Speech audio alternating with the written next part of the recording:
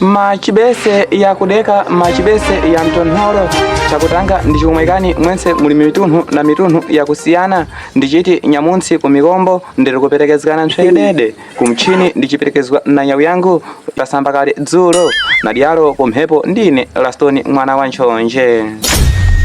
nadyalo ndichiti wense hawana kupusa kuwaka golera perali pumanikulira nyamwaka mungapusiwo kuwaka ndotimula mwanya wangu ndinati zvirikuitika mudziko lino la Mosambiki makamaka mu provinsia ya Manika nadyalo masoko tayenda kiyatambira nsiku ya chiwiri ya mwezi uno wa mphondopondo masoko aya ayenda kiyatika nyansindi ese nadyalo zvirikuvi nyansindi jaha alola mkazi wace kugala naye kunza kwa sondo ibodzi nadyalo pa sondo ibodzi jahawi chikhali chidakwa ese pakuti nchidakwa chikhasekera chili mudolo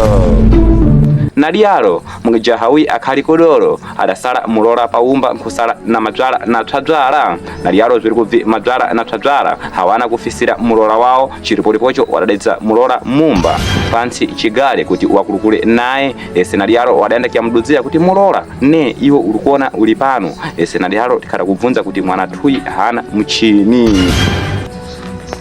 mulora adabata phutu mulora adatsumba kulira ese nadyalo tichiti tsadzwala na madzwala hawana kufisa achitine tikubvunza padano kuti mwana thuyi hana mchini tikuitira mangwana ungadzapuse kumuwala thangwe ni mulombo hana mchini hana chigayo mwana nchonje huyo.